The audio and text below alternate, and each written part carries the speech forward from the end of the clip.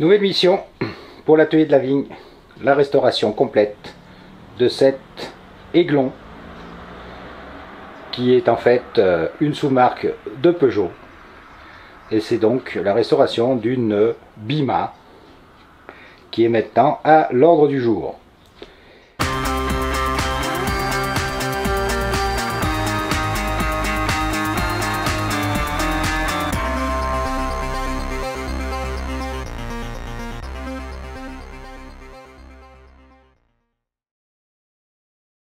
Vous êtes de plus en plus nombreux à suivre la chaîne de l'atelier de la vigne, mais vous le voyez, encore 80% d'entre vous ne sont pas abonnés. Alors n'hésitez pas, cliquez et abonnez-vous. Merci. Alors comme vous pouvez le constater, cet Aiglon est dans un état,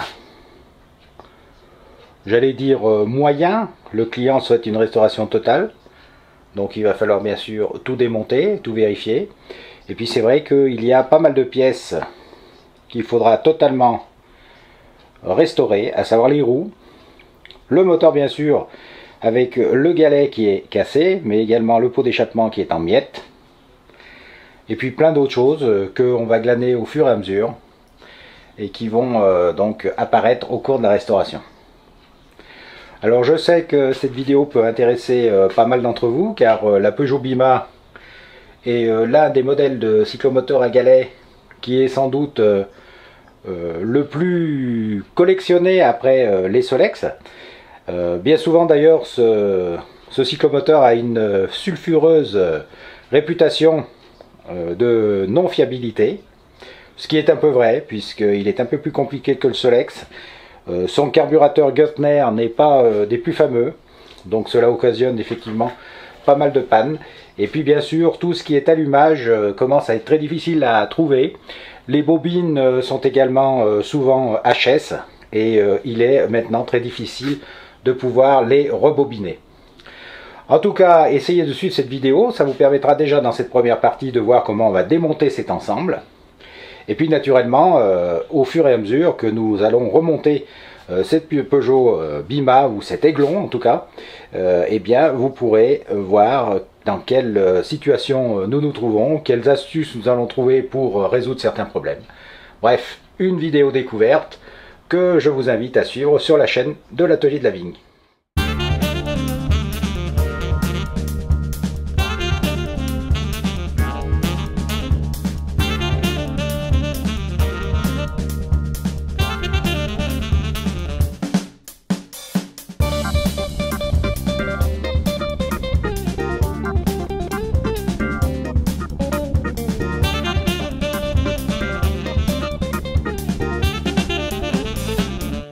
J'ai fait des photos donc au fur et à mesure bien sûr de ce démontage, mais quand il n'y a pas de problème particulier, je ne fais pas de point précis.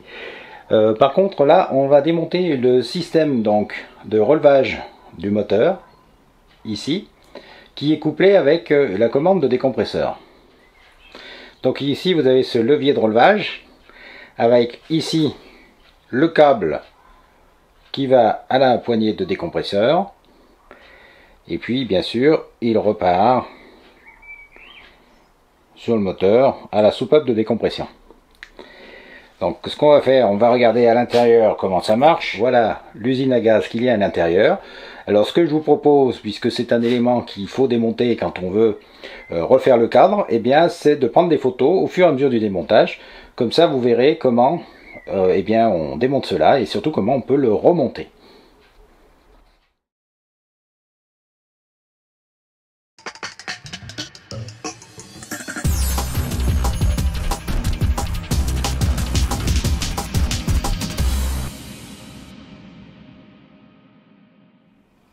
Alors comment ça marche? On le voit ici. En fait le câble de décompresseur passe à travers donc le levier de relevage, et là il y a un petit plot, j'allais dire, hein, qui est vissé sur le câble et qui permet tout simplement, eh bien lorsqu'on relève la manette du levier de relevage, eh bien ça appuie sur le décompresseur, ce qui veut dire que pour une Bima bien réglée, quand vous actionnez la manette pour relever le moteur, eh bien le moteur s'arrête, pour ne pas justement que le galet tourne dans le vide et ne puisse exploser ou râpe le pneu quand on le remet dessus.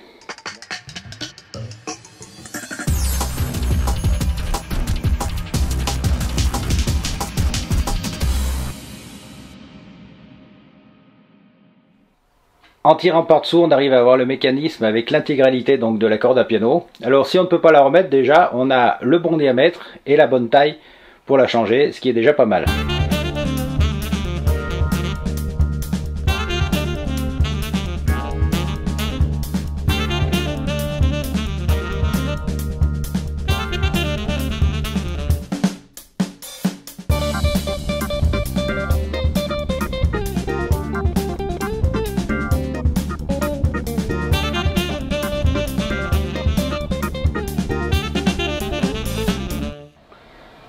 Et une fois qu'on a démonté, donc, vous l'avez vu en photo, l'intégralité de ce levier de relevage, on enlève la tige qui permet eh bien, à la corde à piano de passer. Alors on la fait sortir du bas et elle tombe automatiquement.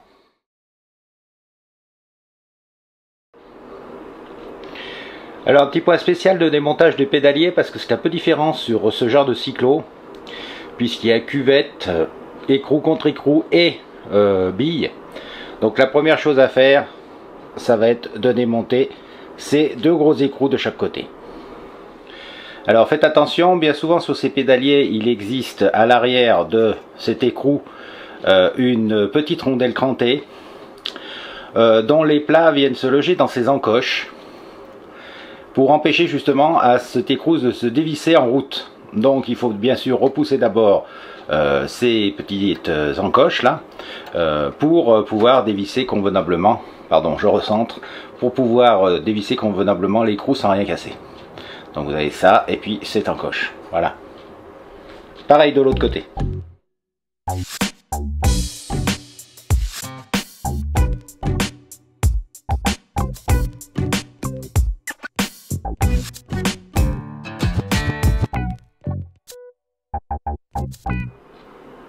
Et si vous avez bien fait votre boulot, eh bien vous avez donc un axe de pédalier complètement vide. Récupérez bien les billes, même si elles sont usées, ça vous permet d'avoir le diamètre et éventuellement d'en acheter des neuves pour avoir un pédalier qui tournera rond parfaitement. Sur les Bima, qui ne sont pas réputés très fiables, le pédalier peut toujours servir. Non, c'est une boutade. Donc le cadre est maintenant complètement désossé.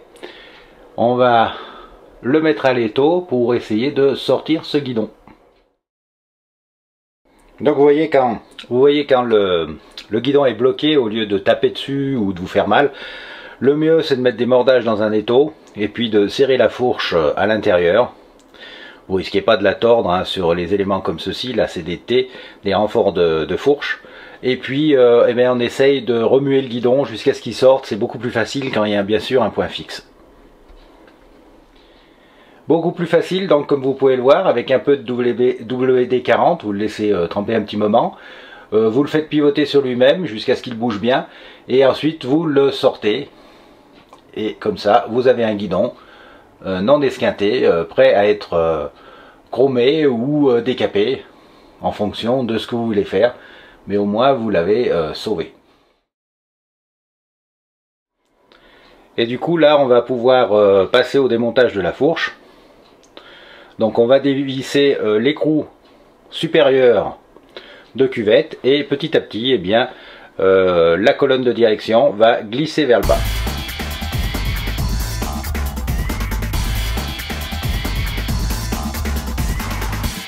Et vous avez donc d'un côté le cadre, la fourche, la colonne de direction et les billes. Et si vous avez bien travaillé, voilà ce qui doit vous rester de la fourche. Donc bien sûr le corps de fourche, c'est ce qui est normalement tordu, sur celle-ci en tout cas. Les deux ressorts de suspension, les deux fourreaux inférieurs et j'allais dire le raidisseur de fourche hein, qui maintient les deux fourreaux en place et qui donc permet également de positionner le garde-boue. Donc voilà la déconstruction de cet aiglon Bima est maintenant terminée. Alors c'est vite dit parce que il va falloir démonter tous ces sous-ensembles et il y en a pas mal. enlever bien sûr tout ce qui reste encore, les feux arrière, les bouchons de réservoir, les éléments de selle, etc., etc., les poignées, les insignes, les boîtes à outils. Donc là, ça fait encore bien au moins une bonne demi-journée de travail. Et puis l'autre problème, ou en tout cas l'autre chose qu'il faut absolument faire avant de faire un décapage, un microbillage, c'est de faire des photos et de repérer au centimètre près où sont bien sûr les tons bicolores. Donc bien savoir quand on va repeindre où est-ce qu'on va mettre les caches pour avoir ce vert clair et ce vert foncé. Et puis aussi vous avez vu que cette bima est couverte pour chaque pièce ou presque de petits filets, alors soit argent soit vert soutenu, vert sapin on va dire, et il va falloir donc repérer, faire des photos et repérer au centimètre près, au millimètre près même pour dans certains cas, où sont ces filets, quels sont leurs écartements, quelles sont leurs épaisseurs, comment ils se terminent, comment ils sont fignolés entre guillemets, pour pouvoir bien sûr refaire les mêmes lorsque on aura la peinture qui sera faite, parce que la peinture, eh bien ça va s'arrêter naturellement aux grandes couches de vert clair et naturellement de vert plus soutenu, mais tous les filets, il va falloir les faire à la main et il va falloir savoir exactement où les refaire. Et lorsque vous avez une pièce complètement décapée, si vous n'avez pas pris ces notes, eh bien c'est plutôt galère. Donc en démontant, en même temps qu'on fait le démontage de ces 12 éléments, on va prendre des photos et on va faire des petits schémas pour savoir eh bien, comment vont, en notant également les éléments particuliers qu'il peut y avoir sur ce cadre, comme là par exemple cette espèce de feuille hein, vert clair et puis avec un liseré argent qui se situe en haut du haut banc de selle. Voilà.